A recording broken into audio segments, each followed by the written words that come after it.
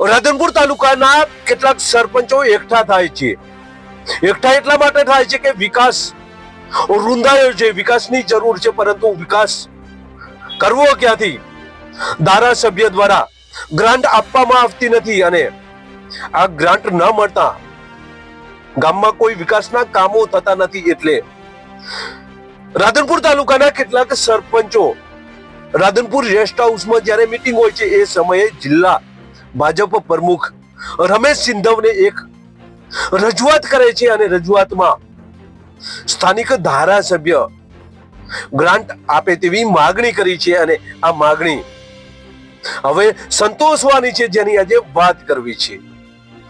નમસ્કાર, ક્રાઇમ આવાજ ન્યૂઝમાં તમારું સ્વાગત છે અને હું છું તમારો નાનજીભાઈ ઠાકોર. આમ તો થોડા સમય અગાઉ રાધનપુર તાલુકાના કેટલાક સરપંચો એકઠા થાય છે અને તેઓનું કહેવું છે કે રાધનપુર વિધાનસભાના ધારાસભ્ય લવિંગજી ઠાકોર પોતાના મત વિસ્તારમાં ગ્રાન્ટ આપતા નથી અને એટલે વિકાસ રૂંધાયો છે, વિકાસની જરૂર છે, પરંતુ આ ગ્રાન્ટ ન હોવાના કારણે 2.5 વર્ષ થયા છે પરંતુ અત્યાર સુધી કોઈ કામો થયા નથી અને અમારે કામોની જરૂર છે.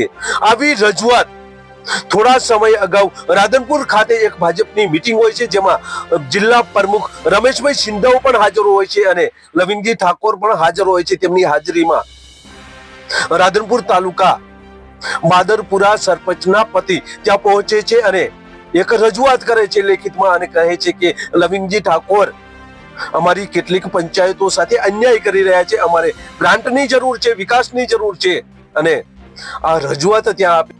ત્યારબાદ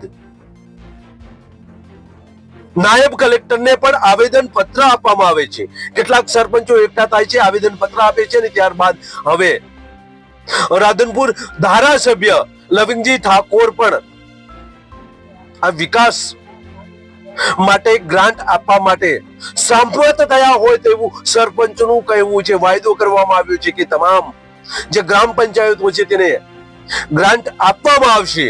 આમ અનેક રજૂઆતો બાદ રાધનપુર ધારાસભ્ય લવિંગજી ઠાકોર હવે સહમત થયા છે.